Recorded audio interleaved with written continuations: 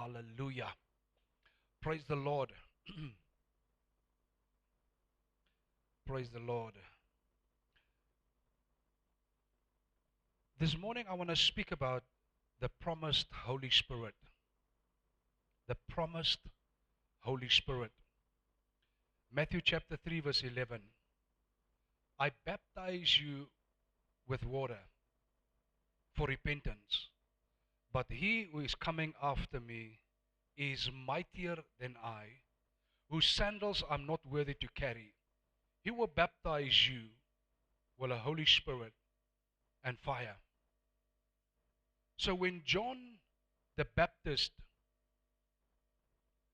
announced his call, when he announced his mandate, when he announced what God has called him to do, this is what he said. He said, I'm going to baptize you with water, but someone is coming after me, and that one will baptize you with the Holy Spirit and fire.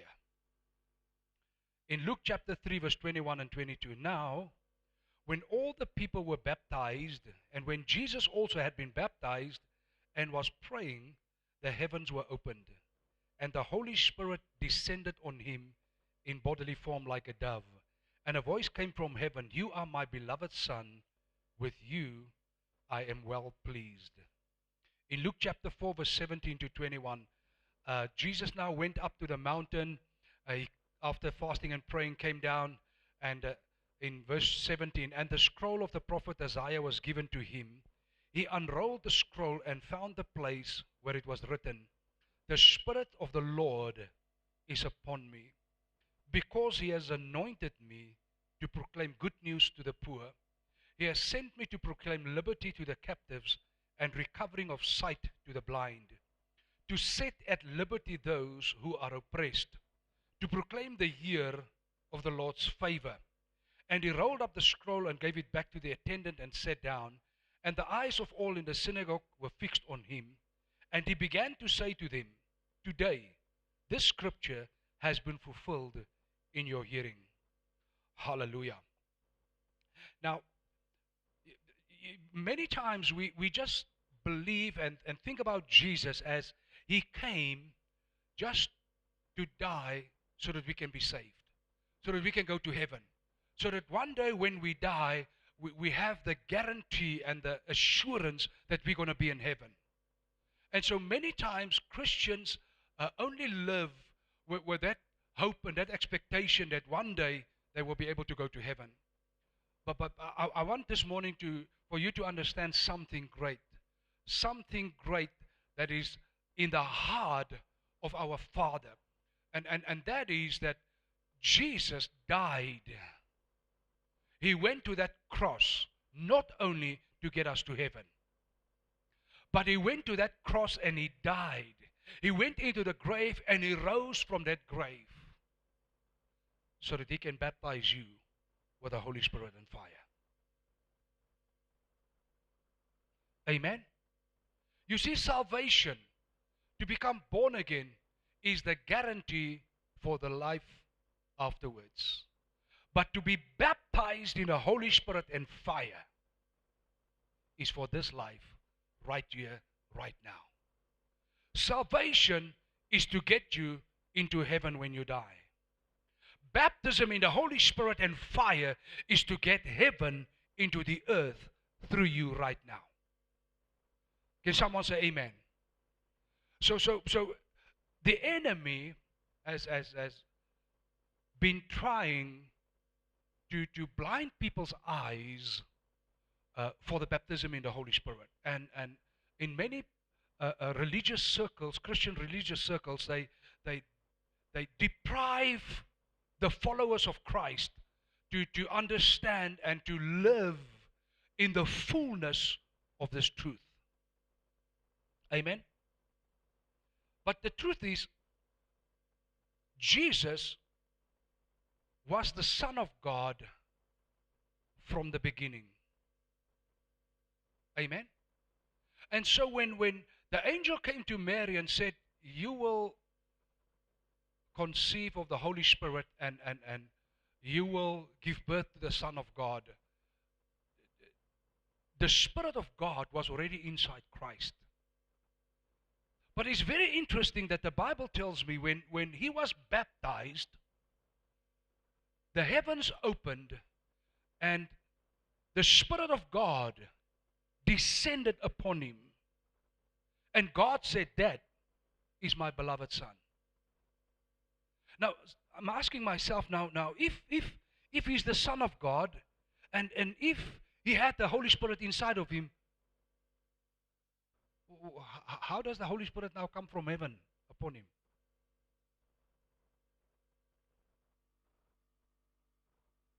And that is right there where many believers miss the whole thing. You see, the Son of God was the Son of God because the Holy Spirit made him the Son of God. He was the Son of God the minute when conception took place in the womb of Mary. The Spirit of God was already there.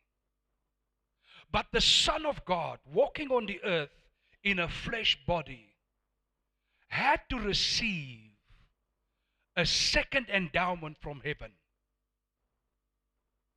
to make him do the call of God for his life. Okay, can someone hear me?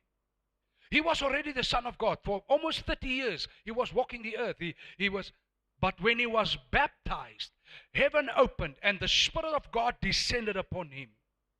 He became the baptizer with the Holy Spirit and fire.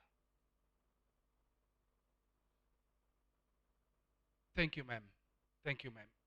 So Jesus could not baptize with the Holy Spirit and fire unless he was endowed by that same power by the Heavenly Father. Are we together? Are we together? And the minute it happened, the Father acknowledged him and said, "That is my Son." Why did the Father not acknowledge him before? Was he not the Son of God before that time? He was. But you see, the mission, the mandate, the call that he had to be acknowledged by the Father. And the Father have decided that the acknowledgement of that call and the acknowledgement of the mandate of Jesus happens when he receives the second endowment of the descending of the Spirit upon him when he was baptized. Amen. And so Luke 4 says that he picked up the scroll and he read. And what he was reading from the book of Isaiah, he said, "The Spirit of the Lord is upon me, and I'm anointed." And then he told them, "Today, this word have been fulfilled in your hearing." In other words, Jesus stood up, went into the church, and proclaimed that he has a call of God. And he proclaimed that I'm ready to step into what God has called me to do. Because the Bible tells me before that time, Jesus didn't do any miracle. For almost 30 years, he didn't heal no one. He didn't do anything. He was just growing up as a young man and doing what he had to do, serving and loving the community and doing the right thing and never being in sin. But the minute when the Holy Spirit descended, he stood up into the call of God. And he announced it. He was not in hiding. He was not somewhere in a mountain, in a cave, and people had to secretly come to him. No. He stood up publicly. Say, "This is now my time." Amen. So the first thing I want you to see this morning is Jesus baptizes with the Holy Spirit. In Matthew 3:11, John said, "I baptize you with water for repentance, but he who is coming after me is mightier than I, whose sandals I'm not worthy to carry. He will baptize you with the Holy Spirit and fire." Now that Jesus is in heaven, his work is to baptize believers with the Holy Spirit and fire. among other things. In Acts chapter 2:33, the Bible says, being therefore exalted at the right hand of God, and having received from the Father the promise of the Holy Spirit, He has poured out this that you yourself are seeing and hearing. Say see and hear. Say see and hear. I want you to hear this morning. I'm talking about the promise of the Holy Spirit. The promise that God has for us. The Holy Spirit, when someone is baptized with the Holy Spirit and fire, you can see it and you can hear it. Thank you. Somebody saying amen. When you are baptized in the Holy Spirit and fire, you are no longer a secret agent for the kingdom of God. There's nothing secret about this. A person who is baptized with the Holy Spirit and fire is someone that stands up and rise up and say, I'm ready to serve. I'm ready to take on what God has given me to do. I'm ready to stand with the mandate of the church and the vision of the body of Christ to do what God has called me to do. That is a person that is baptized with the Holy Spirit and fire.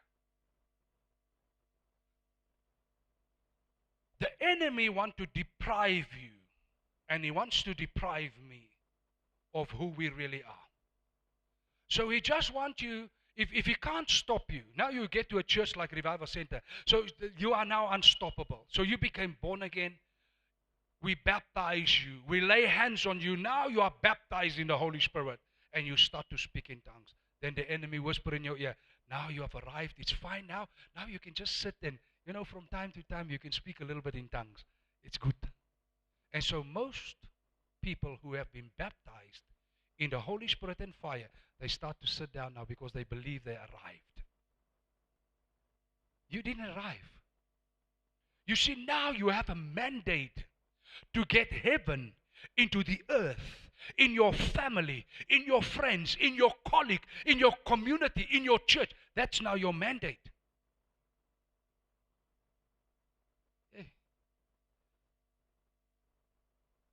You see, after he rose from the grave, he went to sit at the right hand of the Father. And the Bible says, and having received from the Father the promise of the Holy Spirit, He has poured out this that you yourself are seeing and hearing. People who are baptized with the Holy Spirit and fire, nothing can shut you down. Nothing can stop you. Why do you think that the apostles were martyred and killed and over the centuries that Christians have been beheaded because of what they believe? It's because of the empowerment of the Holy Spirit. It is because of the baptism and the fire of God that is inside you, and nothing can quench it and nothing can stop it. Nothing. Nothing. And they will belittle you, and they will speak evil about you, and they will backstab you, and they will try to slay you, but they cannot stop you. They cannot stop you. They cannot stop you. You see, the boss where you work can't stop you. He can try to fire you. If he fires you, you go to another place and you set the place on fire for the gospel of Jesus and for the kingdom of God. That's what you do. That's who you are. To bring heaven into the place where you are. But most Christians who are being baptized with the Holy Spirit, they don't even know what's going on.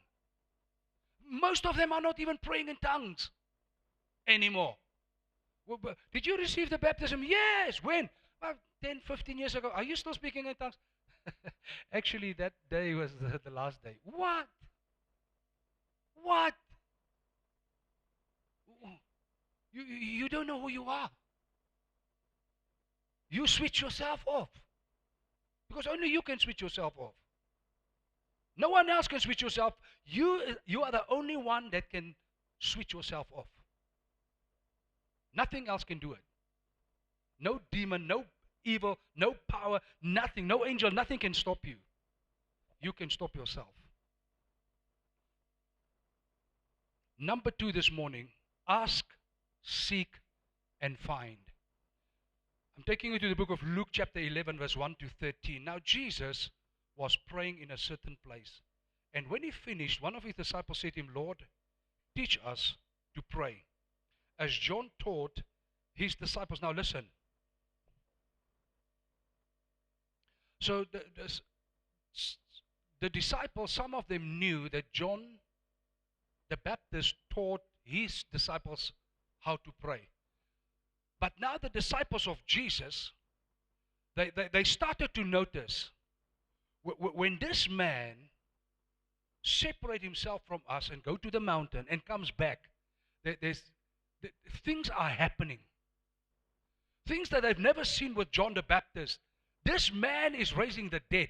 This man is casting out demons and devils by speaking one word. This man walk on water. This man, he tell the storm to calm down. And nature and everything listens when this man speak. And his disciples said, hey, maybe we need to learn how to pray as this one is praying. And so they asked him, teach us how to pray. And so he said, when you pray, say, Father, hallowed be your name, your kingdom come. Give us each day our daily bread. Forgive us our sins, for we ourselves forgive everyone who is indebted to us. And lead us not into temptation. And he said to them, which of you who has a friend will go to him at midnight and say to him. So this is now still part of the teaching us how to pray. So he's still teaching them how to pray. So now he's asking them, who of you will have a friend midnight and say to him, friend, lend me 3 loaves, for a friend of mine has arrived on a journey and I've nothing to set before him. And he will answer from within, do not bother me. The door is now shut and my children are with me. Listen, man, it's midnight. Leave us, we are sleeping. The babies are now quiet, and at least now, don't bother us. Listen to this. The children are in bed, with me in bed. I cannot get up and give you anything. Verse 8. I tell you, though he will not get up and give him anything because he is his friend, yet because of his impudence, he will rise and give him whatever he needs. And I tell you, ask, it will be given to you. Seek, you will find. Knock, it will be open to you. For everyone who asks, receive, and the one who seeks, find, and the one who knocks, it will be opened. What father among you, if his son asks for a fish, will instead of a fish give him a serpent? Or if he asks for an egg, will give him a scorpion? If you then, who are evil, know how to give good gifts to your children, how much more will the Heavenly Father give you what? I can't hear.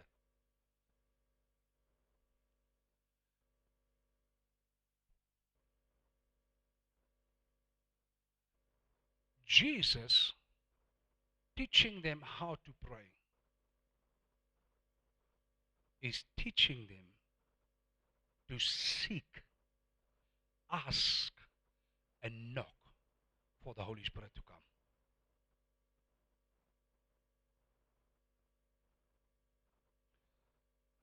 Unfortunately, most Christians, when they pray, they have a shopping list. Oh, Jesus, I want an increase in my salary. Oh, Jesus, I want a new car. Oh, Jesus, I want this. Lord, I want that. Oh, Lord, I want my weekly groceries. Lord, I want, Lord, I want, Lord, I want. But what we need is not more money. What you need is not a bread, a physical bread. What we need to overcome in this life is the Holy Spirit.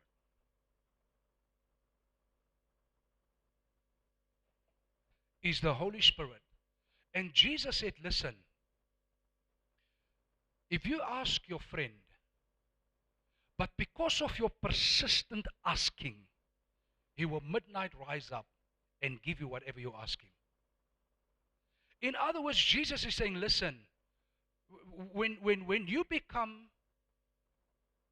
persistent, when you become, I don't want to say obsessed, but when you become driven that you need the Holy Spirit, and I know you've been baptized in the Holy Spirit, but you need to be filled again and again and again and again and again and again and again and again.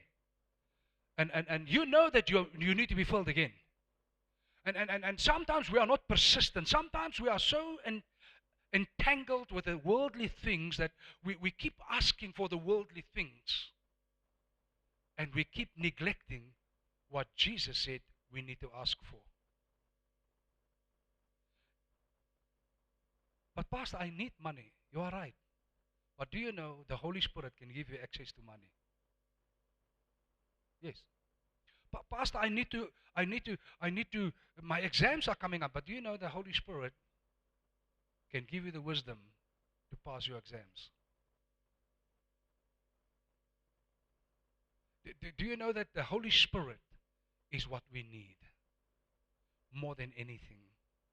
And the Holy Spirit is the least we are asking and seeking and knocking for on heaven's door.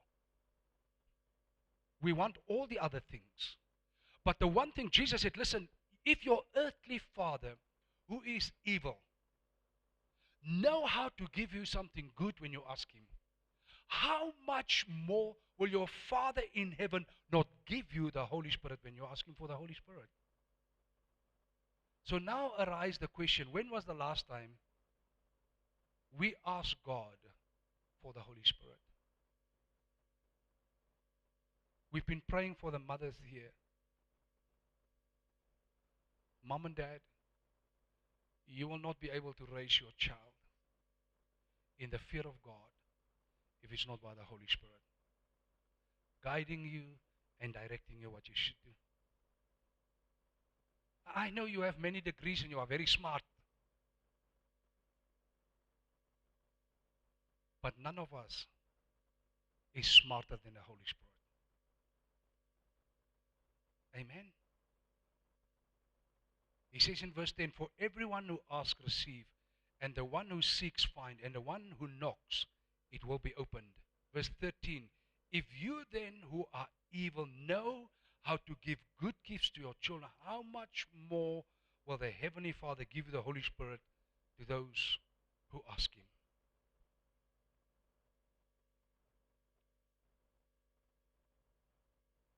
The disciples asked Jesus, teach us to pray. And Jesus took them, said what you need is the Holy Spirit. You can pray for your daily bread. You can pray for forgiveness. You can pray for all those things. But I want you to know, you need to seek, you need to ask, you need to knock on heaven's door for a release and an outpouring of the Holy Spirit upon you and upon your family. That's what Jesus said. When they asked him, teach us to pray, Jesus said, I want you to pray for the outpouring of the Holy Spirit. In the book of Joel, the Bible says that in the latter days, God will do what? He will pour out his Holy Spirit on what? On some people. On what? All flesh. You see that the drunk family member, that one that's wayward, the criminal, the one in drugs, the one that does not pass in school, need one touch of the Holy Spirit. One touch.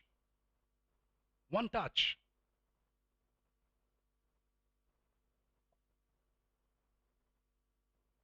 Jesus, when he died and rose from the grave, the Bible tells me he was seated at the right hand of God in the glory, and he became the baptizer in the Holy Spirit and fire. Jesus is longing that you and I start to press into His presence and crying for God to pour out the Holy Spirit on our family, to pour out the Holy Spirit on our children, to pour out the Holy Spirit on our loved ones, to pour out the Holy Spirit on our friends, our colleagues, on our workplaces, in our communities, in our church.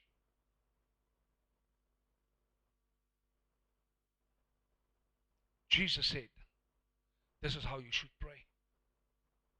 Ask for the Holy Spirit. Seek the Holy Spirit. Knock to get the Holy Spirit. Your Father in heaven will give you the Holy Spirit.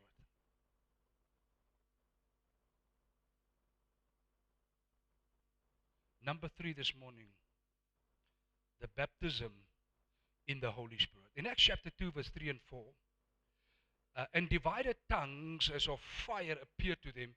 You know the story how they were praying for 10 days and the place was shaken and so tongues of fire and rested on each of them, and they were all filled, say filled, with the Holy Spirit, and began to speak in other tongues as the Spirit gave them utterance. Here are the disciples, 120 of them. Just in Acts 1, just before Jesus ascended to heaven, He instructed them and said, wait until you receive the promise of the Father. Because Jesus knew He must go back to heaven, He must be seated at the Father's right hand, then He get the mandate to start to pour out the Holy Spirit, start to be the baptizer in the Holy Spirit and fire.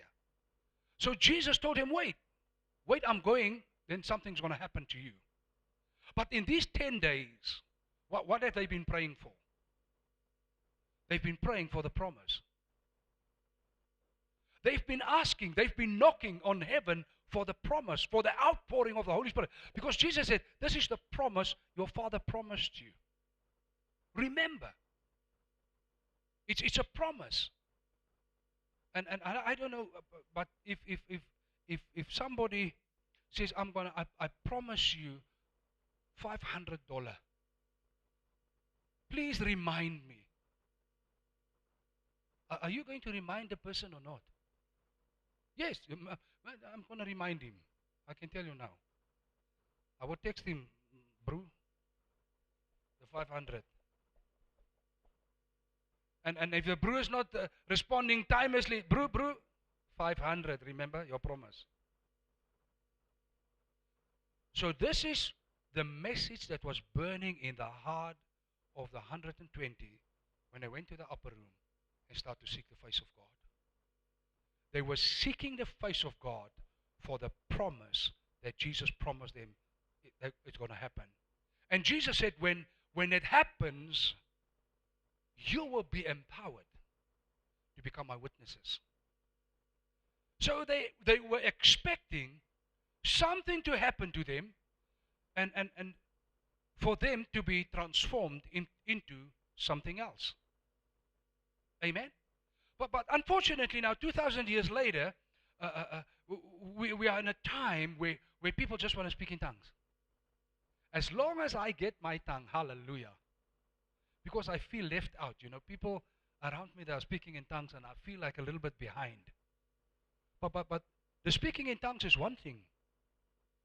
The longing must be for the power that transforms you to become a witness. Sure. No, everybody's quiet now. Let me try that again. You see, the longing must not be to speak in tongues.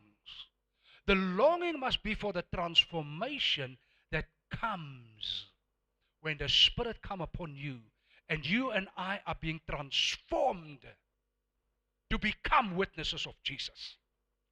Not just to speak in tongues. Not just to speak in tongues. You see, there's something greater than tongues. What is it? It is to have the honor and the glory of God, that Jesus stamp you with a mandate and say, now go, be my witness.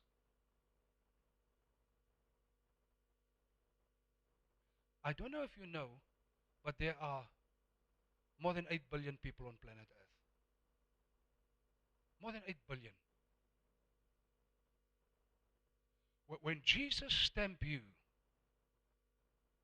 and baptized you with the Holy Spirit and fire, you are handpicked from more than 8 billion people to carry the mandate to be a witness. And thank you, sir. Thank you, sir. Hallelujah. But we Christians, I'm a born again. What is that? No.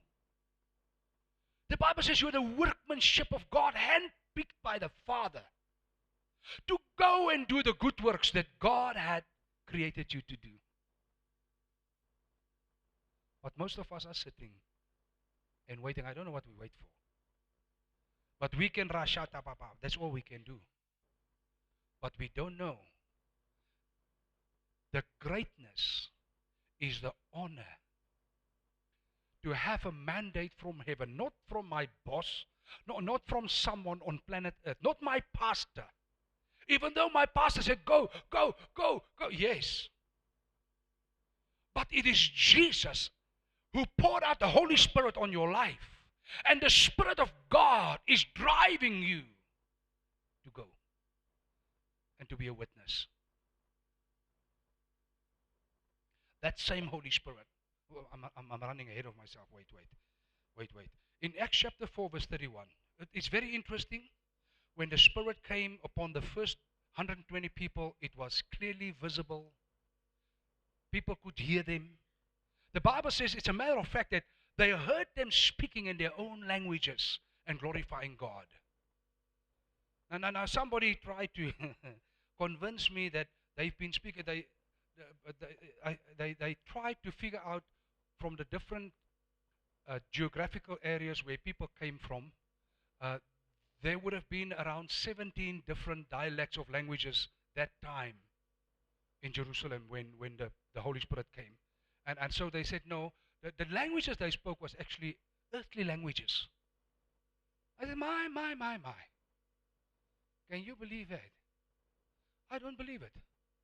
Because my Bible never said earthly languages. It said they spoke in tongues. And when the Bible speaks about speaking in tongues, it said, your mind is unfruitful. So in other words, he didn't speak English, brother. He didn't speak a language that he knew. Because the mind is my mother tongue is Afrikaans. So I'm thinking what to say in English. So my mind is productive when I'm speaking with you. But when I do this, Reshatera Bradoskia, Shitela Brozunkia Sargela, I have no cooking clue what I'm saying. And I'm sure some of you don't. But some of you might have heard something in your mother tongue. And something might have happened in your heart while I did it. Let us not limit the Holy Spirit with our little bit of gray matter that we have. God is greater than your brains because He created it. I'm not limiting the Holy Spirit.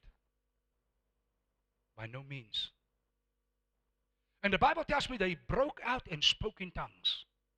And the people heard there's a commotion. There's something happening here.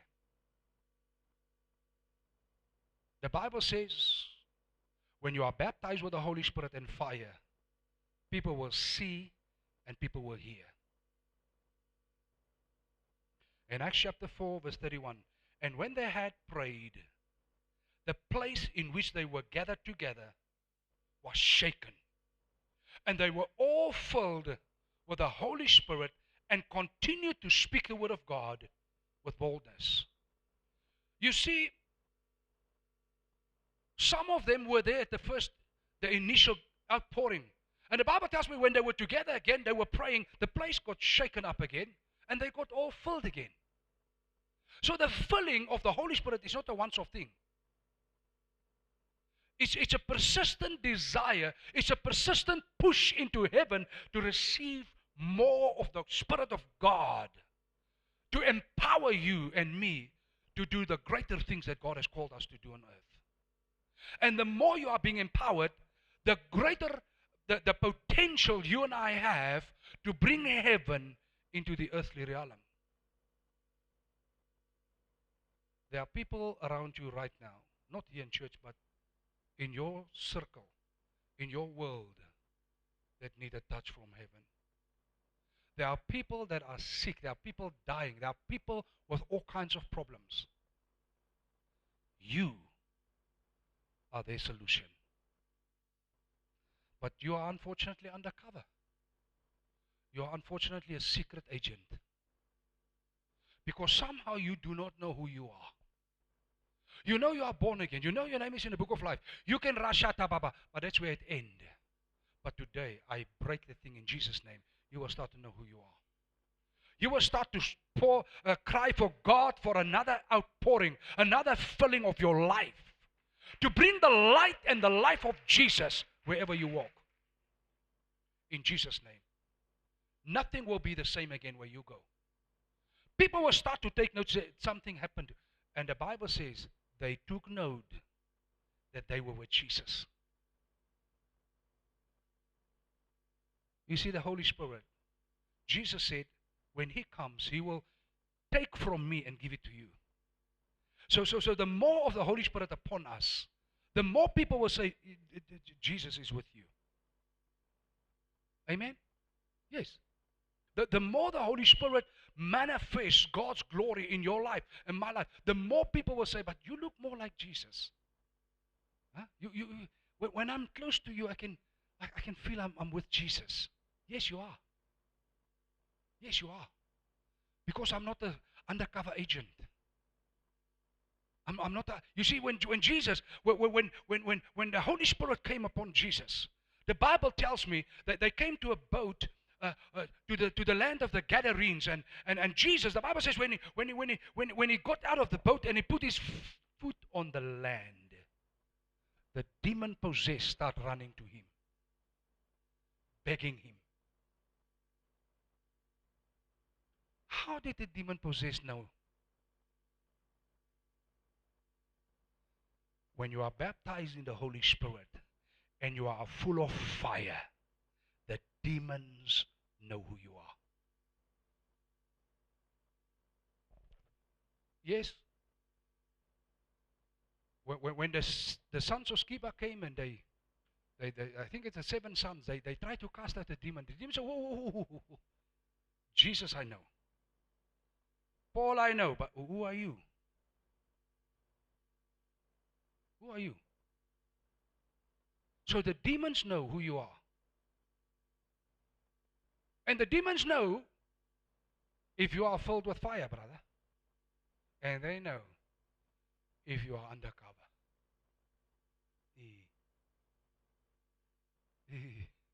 Yes. Acts chapter 8 verse 17. Then they laid their hands on them and they received the Holy Spirit. Acts 11:15. As I began to speak, the Holy Spirit fell on them, just on us, at the beginning.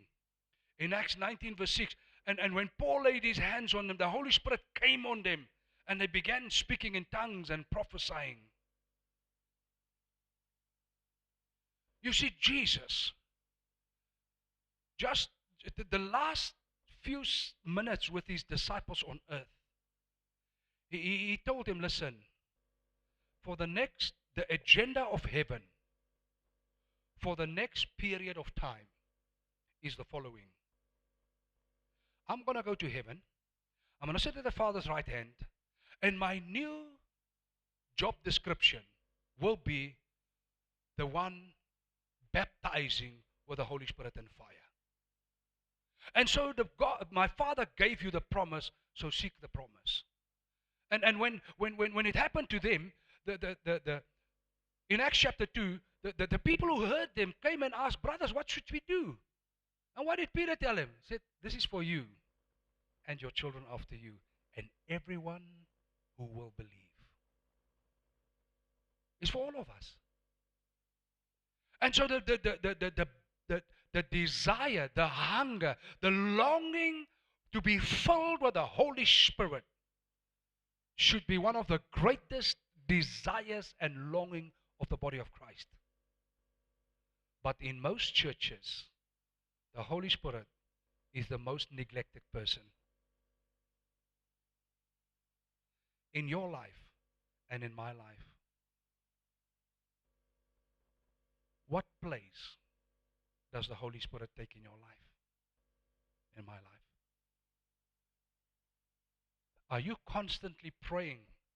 Are you fasting? Are you seeking the face of God for a new filling of the Spirit, of a new presence of God's Spirit, of the hand of God that will just come upon you again? What is your desire?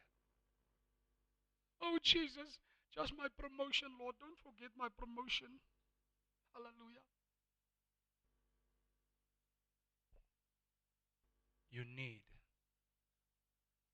a greater infilling of the Spirit of God. Now the sign, and I know this is, many people are, I don't have time to go deep into it now, but the sign that you have received the baptism in the Holy Spirit, according to the Bible, the sign is the speaking in tongues. The speaking in tongues. Now many people, they sense the presence of God. They are born again. They sense the presence of God. They feel the goosebumps. They see visions. They see things. You need to speak in tongues. The goosebumps is not enough. The vision is not enough. Hearing God's voice is not enough. You need the stamp of God on your life.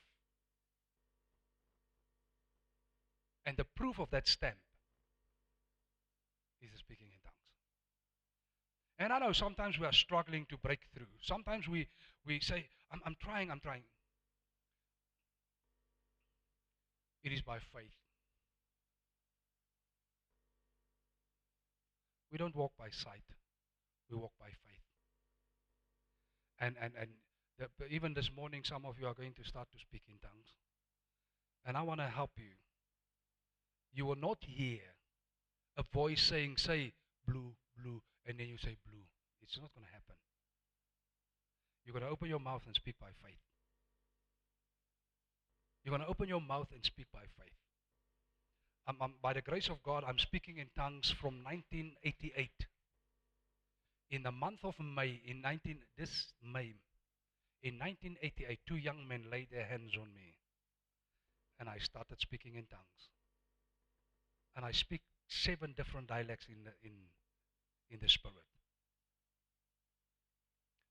When we were in China, we laid hands on a lady. 1-2 hours later, they called us and said the woman speak in 12 different dialects in the Spirit. The Bible says tongues with a plural, not a tongue. It's by faith. Some of you have been speaking in tongues for a long time, but you have never exercised your faith to speak another dialect. Today is your day.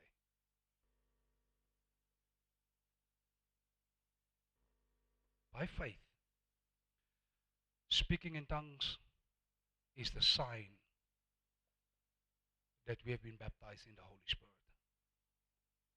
Number 3 this morning, the works of the Holy Spirit. Now, Jesus is the baptizer of the Holy Spirit. He had received the Spirit of God. A second endowment came upon him when he was baptized in water. And normally in our church, we lay hands on people when we baptize them with water. Normally. Because we believe the baptism in the Holy Spirit and the baptism in water should be like in the life of Jesus. It should happen together. That's just what we do. And then the outpouring of the Holy Spirit, and now we are at the works of the Holy Spirit. John 16 verse 7 to 11. Nevertheless, I tell you the truth. It is to advantage that I go away, for if I do not go away, the Helper will not come to you. But if I go, I will send him to you. And when he comes, he will convict the world concerning sin and righteousness and judgment. Concerning sin, because they do not believe in me. Concerning righteousness, because I go to the Father, and you will see me no longer. Concerning judgment, because the ruler of this world is judged. You see, one of the things that the Holy Spirit must do is to convict the world of sin, righteousness, and judgment. So when the Spirit of God is upon your life and you are filled with the Holy Spirit, you will somehow just walk into your workplace and people will stop cursing. And people will start to make excuses because they are drinking and they are drunk and they are smoking and whatever they do. You didn't say a word. Because you carry, your body is the temple. A temple is the house, the abode of the Spirit of God. And the more we are filled with the Holy Spirit, there's a field around us where the Spirit of God automatically starts to move.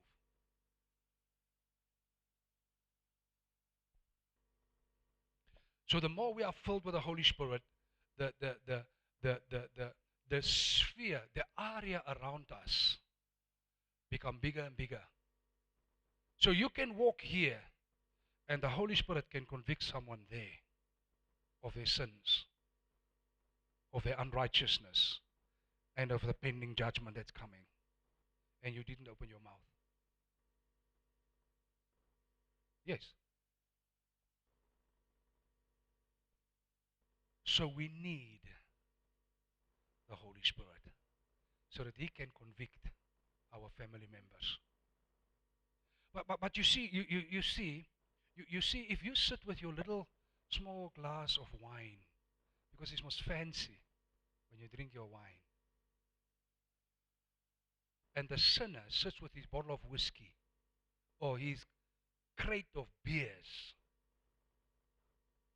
you cannot allow the Spirit to convict him because you do the same thing.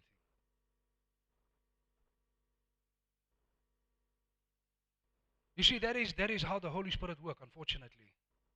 He wants to convict. He wants to work through you without you doing anything, just by your presence, carrying the Spirit of God, being baptized with fire. Now, I don't know if you know what fire is. Fire, if the fire is small like this, you can hardly feel the heat. But if the fire is like this now, I can stand over here. But listen, if the fire is the size of this building, we need to stand far off. Because the heat, that's the Holy Spirit.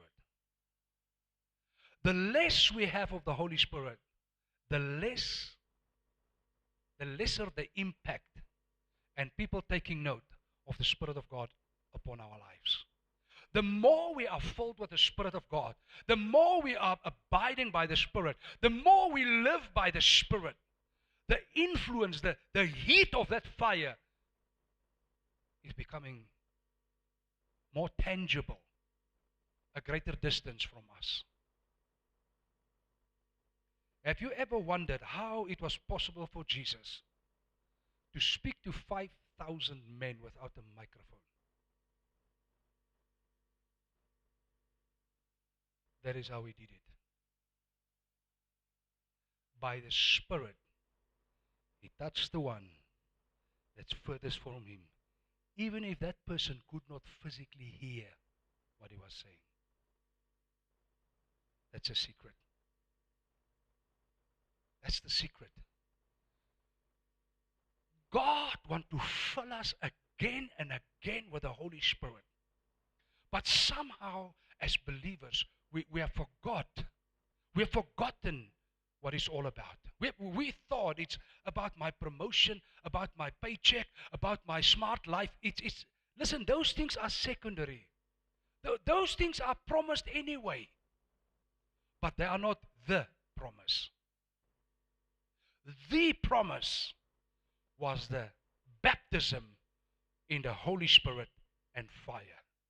And to be constantly filled more and more by the Holy Spirit and fire. So that when we walk, when we talk, when we move, the presence of God move with us. And the presence of God go with us. Amen? So you can walk into your house. And when you walk into your house, the children become obedient. And you can walk in the house, and all of a sudden, people burst out in tears, say, Jesus, forgive me. What's wrong with you? I don't know. I'm just convicted. I'm just convicted of my life.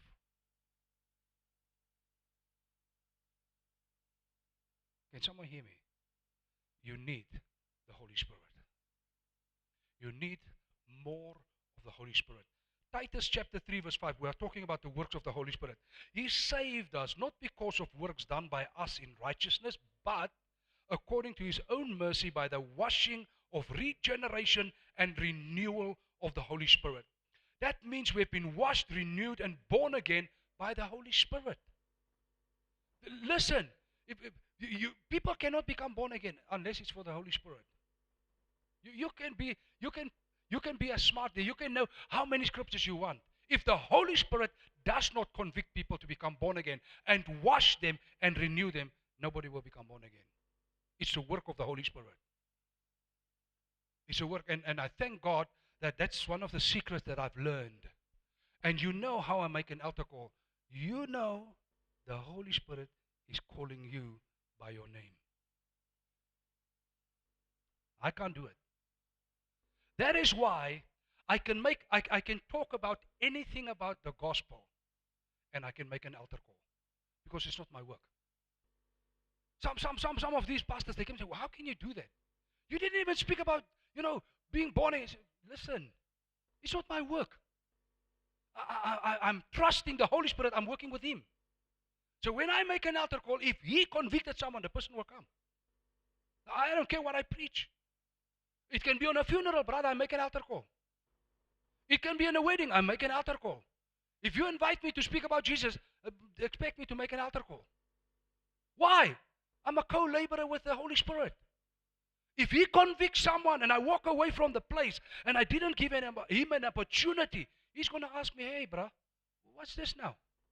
I'm there. I convicted some people. You're not calling them to come. Amen? Please. So you can, and that's what I'm saying. You can go with the Holy Spirit into your workplace and you can tell them anything. Anything about God, anything about the kingdom. And then you can ask them, do you want to become born again? Do you hear the conviction in your heart? If the person says no, he's not ready, leave him. But they will be there. Yes. To be honest with you, I've been longing if someone can help me to become born again. Let me help you, man. Let me help you. Come. Let's sit down. Let's pray a sinner's prayer quickly. I'm going to take you to my church.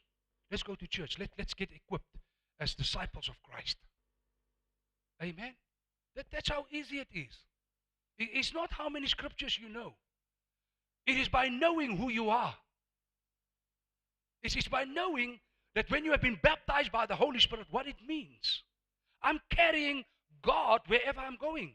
So wherever I'm going, I can give God an opportunity to convict people. Because it's not me. You know what? Some people hate you. But some people hate you anyway. Whether you tell them about the love of Jesus or not, they hate you anyway. Let them hate me. For me, it's not a problem. But among those haters, there are those who are being called and convicted by the Holy Spirit. And I need to make sure I put my fishing rod and my lure there where I can get them. Amen? Matthew 1:20. But as he considered these things, behold, an angel of the Lord appeared to him in a dream, saying, Joseph, son of David, do not fear to take Mary as your wife, for that which is conceived in her is from the Holy Spirit. This is so beautiful. This is so beautiful. What is conceived of her is from the Holy Spirit. Beloved, anything and everything you want from heaven can be conceived by the Holy Spirit in your life. Thank you. Thank you. That's what I'm saying. Stop weeping for more money. Stop weeping for your promotion. Start weeping for the Holy Spirit. The Holy Spirit can conceive inside of you anything. The Bible tells me that what was conceived became flesh and He walked among us. So when the Holy Spirit conceived finances into my life, listen, I don't care where it comes from. I don't care how it comes. It's coming. Because that finances must be manifested in this earthly realm by the Holy Spirit. My healing, my health, my joy, my everything must be conceived by the Holy Spirit. And that's why Jesus said, he said, if you pray according to your Father's will, what is the will of the Father? Get filled with the Holy Spirit. And the Holy Spirit will conceive the things that you want into your life. Can someone hear me? Say, I hear you. Acts chapter 9 verse 31. So the church throughout all Judea and Galilee and Samaria had peace and was being built up. And walking in the fear of the Lord and in the comfort of the Holy Spirit, it multiplied. This is awesome. The Holy Spirit brings peace. It builds up. It helps people to walk in the fear of God. And it brings comfort. That's the Holy Spirit. You are uncomfortable. Get more of the Spirit. You're not being built up. Your spiritual life are being neglected. Get the Holy Spirit. You are not at peace with your family. Get the Holy Spirit. Amen. Another translation said they were encouraged by the Spirit. They were encouraged. Acts chapter 13 verse 2. While they were worshiping the Lord and fasting, the Holy Spirit said, set apart for me Barnabas and Saul for the work to which I have called them. The Holy Spirit spoke and instructed them. The Holy Spirit will speak to you and He will make a way for you and He will instruct you. Where's the fortune you want? That car you want, He will tell you the car is there. That house you want, He will tell you this is what you do, this is how you get the car. And how do we know that? When I became born again in December of 1987, I grew up in a church where it was not common knowledge that people like us can become pastors and can become anointed by God and can preach the gospel. I grew up in a church where the person had to go to university for 7 years, get a paper there, and then he's now a reverend. And he's the one that understands the Bible. He's the one that hears from God. We ordinary people, we don't hear nothing, we don't understand nothing. That man will tell us how it works. That's the church I grew up. And so when I became born again, I've never in my life heard anything about being born again in that church. Never. That time I was almost 21 years old. So for 20 years, I never heard anything about being born again. And I had a very strong impression in my heart that God wants me to do something for Him when I became born again. Nobody told me. Just when I gave my life to Jesus, there was an impression in my heart that God wants me to do something for Him. And the more I cried out to God, the more it became clear to me that one day I will be doing what I'm doing now. I will be full-time just preaching the gospel and ministering the things of the kingdom of God. It just became clear to my heart. And the more I'm crying out to God on how is this possible, the more the Holy Spirit directed us what we should do. So I told my wife, I said, listen, because we got married in 89, and I said to my wife, listen, the Holy Spirit said we must go back to Namibia. Because at that time we were living in Pretoria in South Africa. We need to go back to Namibia. We need to go and work for my father on the farm. Now listen, when we resigned in South Africa to come and work for my father on the farm, our salary, our income went down 66%. On the farm, I received a third of the money we received together in South Africa. Less than a third, actually. But we did it for joy because we are now on the journey where the Holy Spirit is directing us what to do. And listen, we didn't know that 91, 92, 93 is going to be drought in Namibia and our animals on the farm is going to die. We're not going to harvest anything. The corn, we planted corn. The corn is that high, dry. There's nothing. The ones that at least got here, there's not even a, what do you call this, the head. There's nothing. Nothing. We became poor overnight. Poor. I said, Jesus, is this what you've called me for? I mean, we could have been living a nice life in Pretoria, man. After 3 years being in Namibia, poor, down and out, no money, no nothing. Almost dying of hunger on the farm. Then he said to me, the next thing now, you must start a business. I said, start business with what? What kind of business? He said, a business where you manufacture wooden products and put it in houses of people. I said, my God, what is this? He said, that's the next step. I said to my wife is now pregnant like this with Lorene. We moved from the farm 25th of July, 1994. I started business the 1st of August in 1994. I didn't even know what I'm going to do. I just know by the word of the Holy Spirit, this is what we needed to do. I said, my God, where do I get customers? I don't even know how to do these things. I've never seen how you do it in my life. All I can tell you is God is faithful. The next step, he told me in 1996, you're going to build 1,000-seat church. I said, wait. He said, it's not for you to know. It's just part of what you need to do. And then he said to me, but in 1998, you need to plant a church. I said, but where? He said, I'm not going to tell you. And then he said to me, the place where you're going to find a massive contract for your company is the place I want you to go plant a church. So in July, August, around July, August in 1998, I tendered for the revenue office here in Rundu to do much work there. And I got it. And when I got it, the Holy Spirit said, move. And then he reminded me, in 1990, this is 1998, in 1990, when Jesus appeared to me one night and he asked me to go back to Namibia, because he wanted me to be a minister of the gospel in Namibia.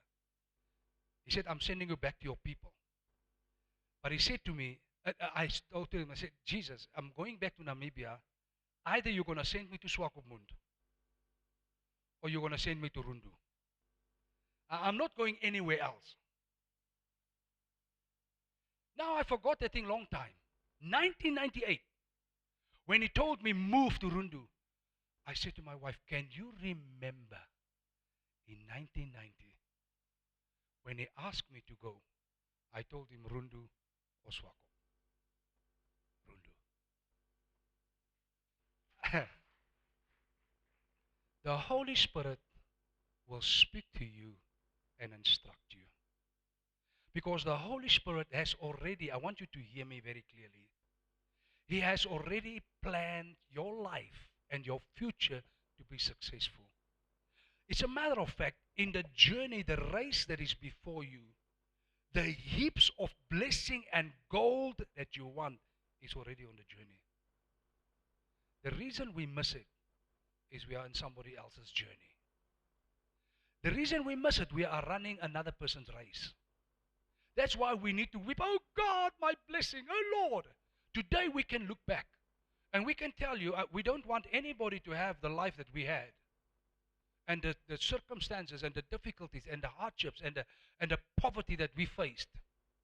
Nothing food, nothing, nothing. I had to open the cupboards because the Bible says the heathens are praying for food and clothes. I'm not a heathen. I'm a child of God. I just go to the cupboards. There's my wife. I open the cupboards. I say, Jesus, come and look there. That's what we are eating today and tomorrow. I close the door. There's nothing. Nothing. Zero. Nothing. Listen, when I say nothing, not a corn of rice. Not even a kernel of sugar. Nothing. It's empty. everything is finished. I go to the fridge. I point him. I say, Jesus, that little packet of meat there is the last one. I close the fridge.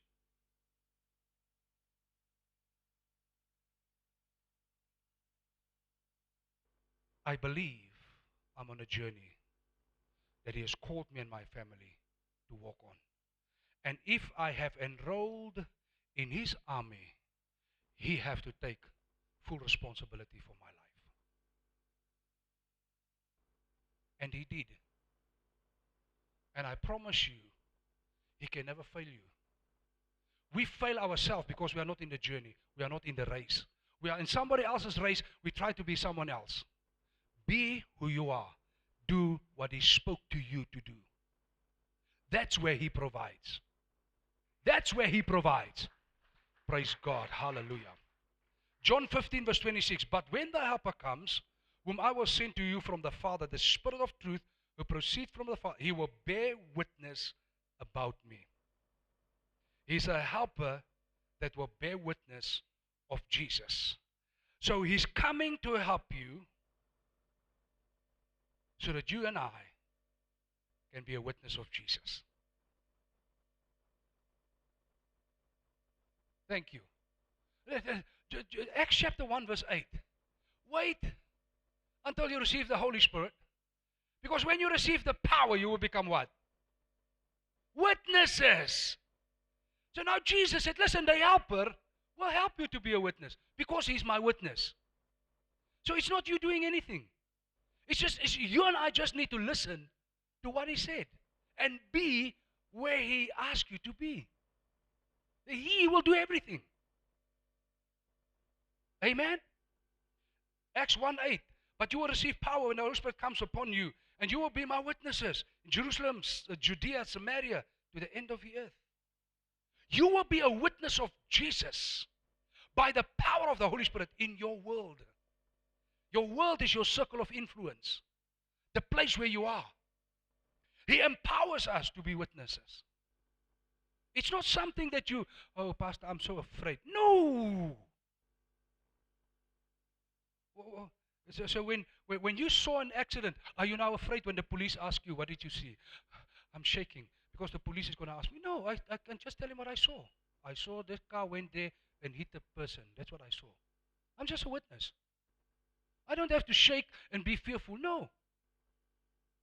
You walk out of the church and you go tell someone what you witnessed.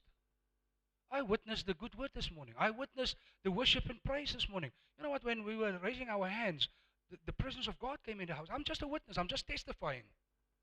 I don't have to fear because the Holy Spirit convicts people. It's not my work. It's not your work. And some of them will tell you, I don't want to hear anything more. Just turn around to the next person and say, would you love to hear more? Yes, I want. The Holy Spirit is calling them. The Holy Spirit is calling them. Amen? Acts chapter 5 verse 32. And we are witnesses to these things, and so is the Holy Spirit, whom God has given to those who obey Him. We are witnesses, but the Holy Spirit is also a witness. And if we obey Him, we will be witnesses with power. Amen? 1 Corinthians 2:11. For who knows a person's thoughts except the spirit of that person which is in him? So also no one comprehends the thoughts of God except the Spirit of God. So you want to know the mind of God? You better have the Holy Spirit. Because only the Holy Spirit knows the thoughts of God. You want to know what God's plan for your life is? Get the Holy Spirit. You want to know what the plan of God's life for the life of your children? Get the Holy Spirit. 2 Corinthians 13 verse 14. The grace of the Lord Jesus Christ and the love of God and the fellowship of the Holy Spirit be with you all. The Holy Spirit wants to fellowship with us. You know, when we say we are gathering to fellowship, what does that mean? We're going to enjoy friendship and we're going to enjoy the talks and the things. The Holy Spirit said, I want to have that with you. So come in your prayer room, come in your place of separation and have that with me, is what the Holy Spirit is asking. He wants to fellowship with us. 1 Corinthians 3:16. Do you not know that you are God's temple and that God's Spirit dwells in you. I spoke it already a few times. The Spirit dwells in you. Where you go, the Spirit of God is going there. The man who brought the Pentecostal message and the baptism of the Holy Spirit and fire to Southern Africa, John G. Lake, he said, I am a light of God. Wherever I'm going, God is going with me. That's John Lake. That's who you are. Jesus said, you're the light of the world. John 14:26, but the Helper, the Holy Spirit, whom the Father will send in my name, he will teach you all things and bring to your remembrance all that I've said to you. He helps, he teaches, and he reminds us of God's things. Pastor, I can't remember the scriptures. The Holy Spirit will remind you. Get filled again with the Spirit. Romans 5:5. And hope does not put us to shame, because God's love has been poured out in our hearts through the Holy Spirit who has been given to us. He pours God's love into our hearts. You are struggling to love your neighbor. You are struggling to have empathy with people. It's a lack of the Holy Spirit. Get filled with the Holy Spirit, and he will pour out a greater measure of God's love in your heart. 2 Corinthians 3:17. Now, the Lord is the Spirit, and where the Spirit of the Lord is, there is what? Freedom. The Holy Spirit brings freedom. Number 4, 2 things we should not do to the Holy Spirit. 2 things. Ephesians 4:30. Do not grieve the Holy Spirit of God, by whom you were sealed for the day of redemption. I want you to hear me very clearly. He does not leave, but he is grieved. When you are born again, and when you have been baptized with the Holy Spirit can never, ever leave you again. But we can grieve him.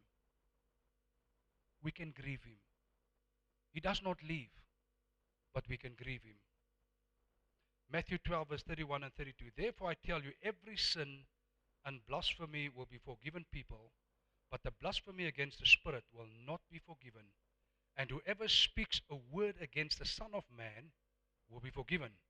But whoever speaks against the Holy Spirit will not be forgiven, either in this age or in the age to come. Don't blaspheme the Holy Spirit. Blasphemy refers to an insult that shows contempt, disrespect, or lack of reverence concerning a deity, an object considered sacred, or something considered inviolable. So if you don't know if it's the Spirit of God or not, keep quiet. Don't say anything. Don't say anything. But the more you will be filled with the Holy Spirit, the greater your discernment will be, whereby you can say, this is truly a false prophet. This is a true prophet of God.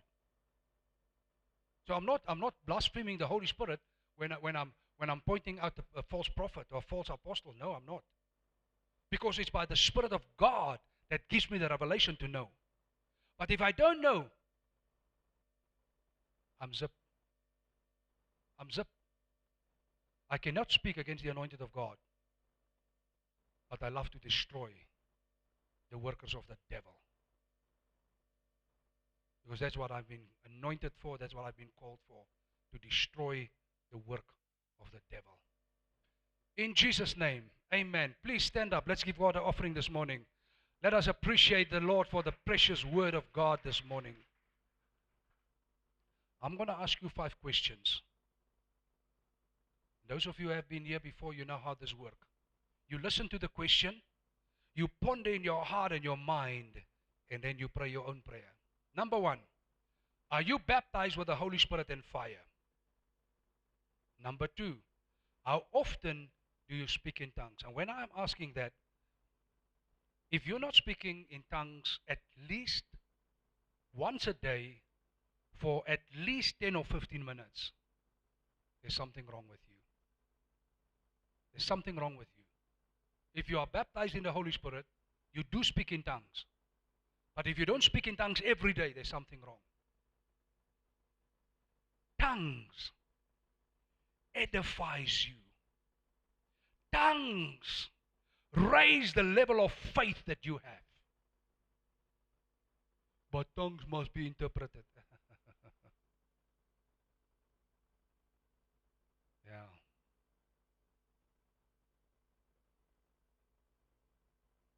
It is when somebody rise up in the church and speak a tongue, we need to interpret. But when all of us are speaking in tongues, when I'm praying in tongues at home, I don't need an interpretation. I'm building my faith. I'm edifying my spirit. I'm raising my level of competence in the spirit. That's what we do. So even if we are corporately together, and we're going to do it in a few minutes from now, when all of us speak in tongues, listen, nobody needs to interpret it. You are busy to build up your faith. You are busy edifying yourself. Amen?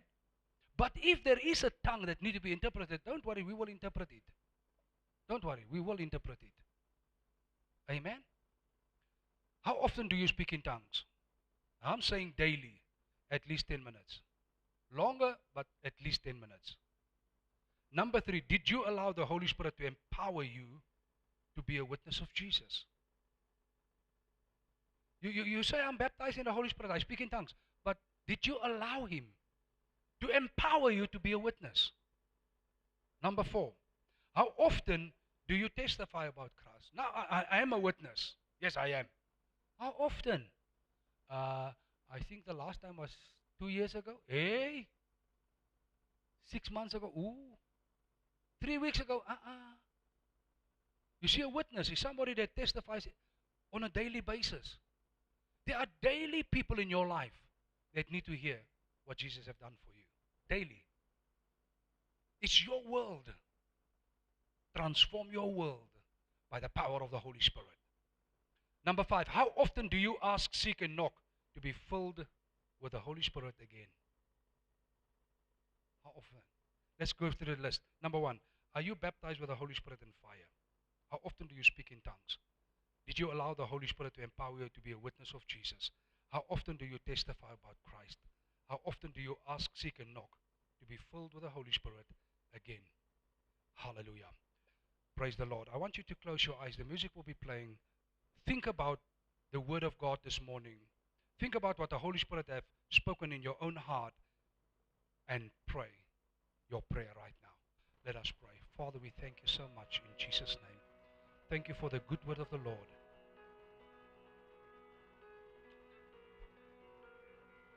Father, we stand this morning before you guilty in so many ways. In so many ways whereby we have not, we have grieved the Holy Spirit, Lord. Where we have not been obedient, where we have not done what you have told us to do, Lord. In so many ways, Father, we have been so entangled with the things of this world, and in so many ways, Lord, our minds and hearts have been corrupted. Father, forgive us. Holy Spirit,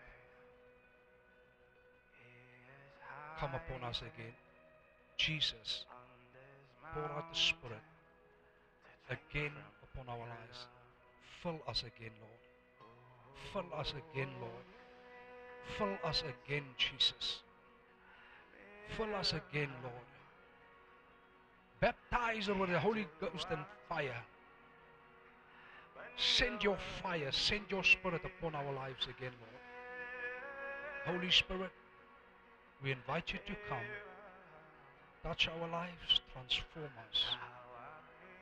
Help us to be witnesses. Help us to do what you have called us to do. Instruct us, speak to us, lead us, direct us. Lord, we wait on you. We wait on you. In Jesus' mighty name, amen.